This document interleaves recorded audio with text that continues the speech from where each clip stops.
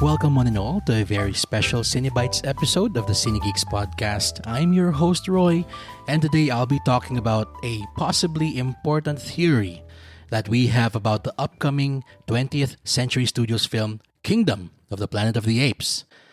The movie stars Owen Teague as Noah, a chimpanzee born 300 years after the events of the reboot trilogy of the Planet of the Apes franchise that ran from 2011 to 2017. But before we continue, we'd like to remind everyone who hasn't done so to follow our pod wherever you listen to podcasts, like Spotify, Apple Podcasts, Google Podcasts, and YouTube. Also, set your players to automatically download our new episodes so you don't miss out on our fun Cinegeek conversations.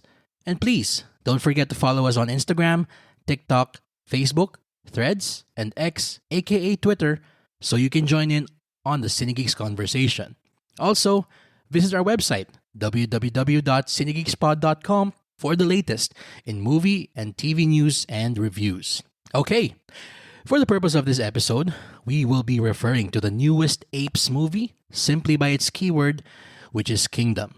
Now, in Kingdom, Noah, alongside Raka, a wise old orangutan, played by Peter Macon, encounters May, played by Freya Allen, a human who seems to be different from the other mute and feral Homo sapiens in this new world.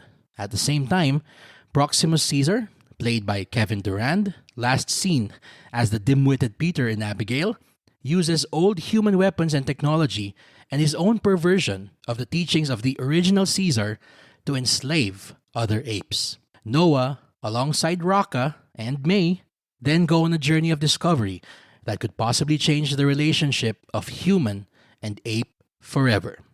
Alright, now that we've set the table about Kingdom of the Planet of the Apes, let's go over a few facts about the film. So first, this one is set approximately 300 years after the reboot trilogy of Planet of the Apes. So we aren't going to see Caesar or Will Rodman or Jason Clarke's character or Woody Harrelson's character because they've long since passed. Now, second, Planet of the Apes fans, hold on to something because I've got a juicy detail for you.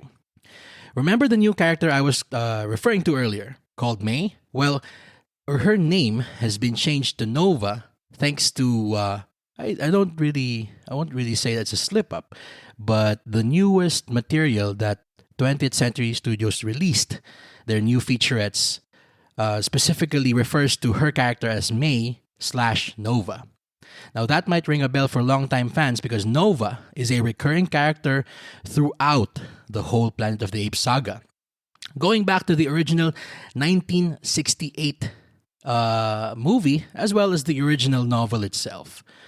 Now her backstory changes a little bit depending on which property of the franchise you're talking about. But usually she's portrayed as a woman who can't speak and gets captured alongside the story's main hero. Think back to those classic movies with Charlton Heston and James Franciscus. In War for the Planet of the Apes, the finale of the reboot trilogy, she is reimagined as a little mute girl who Caesar, played by Andy Serkis, saves after a dangerous run-in with her family. Caesar and his circle then find out that she is carrying the simian flu, the virus that changed everything. Now think of the simian flu as the spark that ignited this whole crazy world. It's not just a virus, it's the reason why apes rule in this new trilogy. Everything, the rise of Caesar, the fall of humanity, it all started with that virus. Okay, picture this. The simian flu, the virus that threw the whole world into chaos, actually started as ALZ-112. It was supposed to be a miracle cure for Alzheimer's, a hope for people with fading minds. Now, Dr. Will Rodman, portrayed by James Franco, created it, driven by the desperate wish to help his own father, Charles, portrayed by John Lithgow. But Rodman's company, Genesis, think of them as the bad guys in this story, they only cared about profits. They tested the drug unethically on apes, and it worked. Too well. The apes became incredibly intelligent, and that sparked a dangerous idea in Rodman. Now, he tinkered with the formula and created an even stronger strain, ALZ 113. That's where it backfired. The virus mutated, went airborne, and became a full-blown pandemic that brought humanity to its knees. All right, so here's where we're going to have to use conjecture because obviously we still haven't seen the film and we are basing this all off of Kingdom's promotional materials so far. Now, in the trailers we've seen for Kingdom, we are shown that humans have become primitive and feral, a clear side effect of the simian flu. The inability of the humans to talk is, as mentioned earlier, a hallmark for the young Nova character in War for the Planet of the Apes. However, it is striking to see that the May/Nova character carries herself differently than the other humans in this world. She dresses differently, and she doesn't scurry around while being chased by Proxima Caesar's minions like the others. Now this brings us to the theory part of this mini-pod. Okay? Think back to the reboot trilogy. The simian flu was humanity's downfall. But in May/Nova, things come full circle. Yes, she carries the virus, but her body has found a way to fight it. She developed the antibodies to protect her from the effects of the simian flu. Even more incredibly, those antibodies brought back the very thing that the virus took away: human intelligence. Now that is why Proxima Caesar is shown as wanting to do away with her, and by extension Noah, because he knows that her presence is the key to humans and apes being equal. That's an awesome reversal of the primary conflict of the Apes franchise as a whole. Since the release of the first Planet of the Apes film in 1968, the franchise has always explored power, prejudice, and the fight for equality. But Kingdom might offer a radical twist. Our theory is that it won't just be about apes claiming their place, but about confronting an age-old question in a brand new way. Can a society built on overcoming oppression learn to avoid becoming the oppressor? The Planet of the Apes movies have never shied away from using hard sci-fi to comment on the ills that have plagued society. And Kingdom promises to be a stellar new addition to this veritable franchise. How about you guys? What do you think about our theory about Kingdom of the Planet of the Apes? Now, wouldn't you want to see this new chapter of the Planet of the Apes saga unfold for yourself?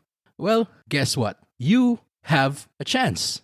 Okay? We are giving away a pair of tickets to 3 lucky winners to the advanced screening of Kingdom of the Planet of the Apes, which will be held on May 7, 6:30 p.m. at the IMAX Theater in SM Mega Mall. Okay?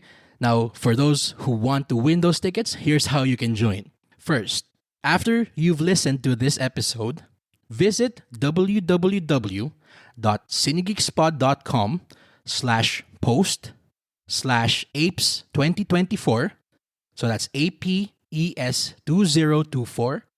And follow the instructions that you see on the page. After you've done all the tasks, visit our Facebook page, www.facebook.com/cinegeekspod, and comment on the post of this episode with your theory about Kingdom of the Planet of the Apes with the hashtag Kingdom of the Planet of the Apes PH. Now, for your entry to be valid, you will have to comment on the aforementioned Facebook post with your theory alongside the film's official hashtag. Now, this promo will run from April 29 at 12 noon until May 4th at 11:59. We will notify the winners via email that was used to enter the contest. We'd like to wish everyone the best of luck, and we hope to see you at the advanced screening. Now, for news and tidbits about Kingdom of the Planet of the Apes, please don't forget to follow 20th Century Studios on their Facebook and Instagram pages. By the way, again, don't forget to set your players to automatically download our new episodes so you don't miss out on our fun Cinegeek conversations. And while you're at it, please give us a 5-star rating on Spotify and Apple Podcasts if you had fun or if you learned something new during this episode. By the way, this has been Roy, and thank you for listening to the Cinegeeks Podcast, where movies, TV, and all things geek collide.